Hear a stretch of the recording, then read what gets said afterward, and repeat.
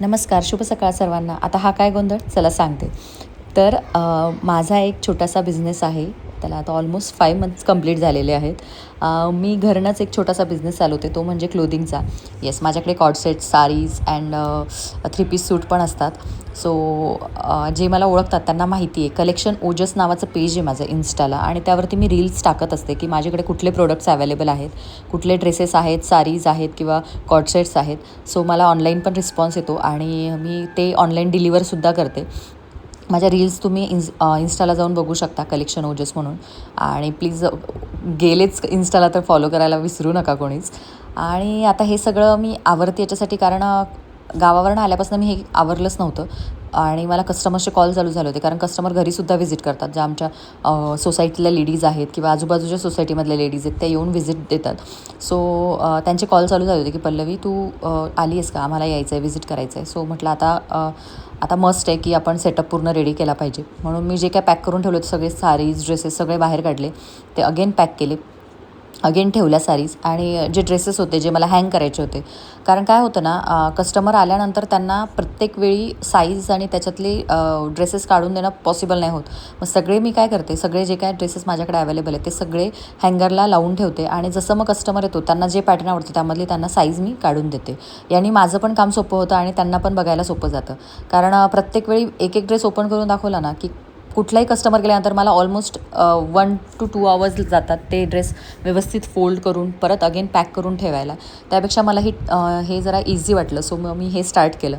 आता तुम्ही म्हणाल पल्लवी बिझनेस करते आहे, जॉब का नाही करते? कारण जॉब न करण्याचं कारण असं आहे की माझी मुलगी छोटी आहे आणि मला असं वाटतं मी तिला टाईम दिला पाहिजे. आता मला घरच्यांचा पूर्ण सपोर्ट आहे, माझ्या मिस्टरांचासुद्धा पूर्ण सपोर्ट आहे, की तू जॉब कर, तुला बिझनेस करायचा बिझनेस कर, काहीच प्रॉब्लेम नाही आहे. सो मला असं वाटतं बिझनेस असा मी निवडला आहे की ज्याच्यामध्ये मी तिच्यासोबत पूर्ण वेळ असू शकते. तिला जेव्हा गरज असेल तेव्हा मी घरी असते अवेलेबल.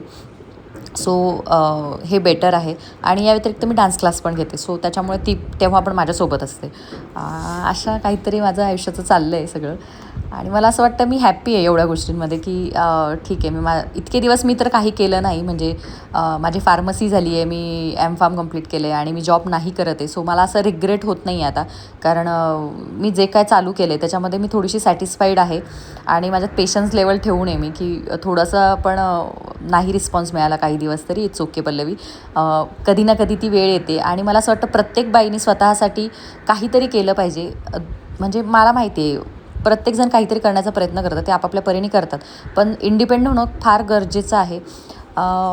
बाईंनी जर थोडाफार, म्हणजे तुमच्यात खूप कला असतात, फक्त आपल्यामध्ये लेडीजमध्ये इश्यू काय येतो ना, की त्यांना वाटतं लोकं काय म्हणतील. माझं म्हणणं आहे, लोकं काय म्हणतील कशाला विचार करताय? तुमचं आयुष्य आहे, तुम्ही तुमचं आयुष्य तुमच्या हिशोबाने जगा ना. लोकांचा विचार करत बसाल तर लोकं नाही येतो तुमच्या मदतीला, किंवा जेव्हा तुम्हाला गरज असते तेव्हा कोणी नसतं अवेलेबल तुमच्याजवळ. सो बाकीचे काय म्हणतील याचा विचार सोडून द्या. तुमची फॅमिली तुम्हाला इम्पॉर्टंट आहे. तुमची फॅमिली जर तुम्हाला सपोर्ट करते आहे ना, तर तुम्हाला कोणाची हे नाही आहे की बाबा ही काय करते आहे किंवा कशाला रील्स बनवा. आता मला पण मागे बिचिंग करणारे भरपूर लोक आहेत, की काय गरज आहे हिला, कशाला करते आहे, चांगलं पॅकेज तर आहे नवऱ्याला आणि हिला काय गरज पडली आहे म्हणजे शॉप चालवायची किंवा रील्स बनवायची. बट नाही, हे माझी आवड आहे. मी माझं स्वतःचं अस्तित्व जपते याद्वारे, की मला नको आहे, मी इंडिपेंडंट. माझा नवरा कधी मला म्हणत नाही की बाबा तू मला पैसे मागू नको किंवा काहीच नाही. तो फार बिचारा मला चांगले सपोर्टिव्ह, खूप जास्त सपोर्टिव्ह आहे माझा नवरा. आणि माझे घरचे पण तेवढेच सपोर्टिव्ह आहे. माझ्या सासूबाईंचाही मला कधीच अपोज नाही आला, त्यांनी पण मला केव्हाही सपोर्टच केला आहे. सो मला असं वाटतं की प्रत्येक मुलीनी थोडंसं इनिशिएटिव्ह जर घेतला तर ती पण तिच्या लाईफमध्ये कुठल्या ना कुठल्या गोष्टीमध्ये सक्सेस होऊ शकते. सो आता म्हटलं पटकन क्लीन करून घेतलं आणि बेड जसा रिकामा झाला, म्हटलं आता बेडशीट पण चेंज करायची वेळ आली आहे. लगेच बेडवरची बेडशीट चेंज केली. आता ही रूम आहे माझ्या मुलीची, ओजस्वीची, पण ती यूज नाही करत, ती अजून छोटी आहे. सो म्हटलं ती जोपर्यंत मोठी होती तोपर्यंत तर मी या रूमचा ताबा घेऊच शकते. ती ओरडत असते, मम्मा सारखं तू माझी रूम घेतली आहेस. बट ठीक आहे, तिला पण माहिती आहे की हे मम्मा काहीतरी चांगल्यासाठीच करते. सो फ्रेंड्स, तुम्हाला माझा आजचा ब्लॉग कसा वाटला नक्की सांगा आणि सबस्क्राईब करायला विसरू नका.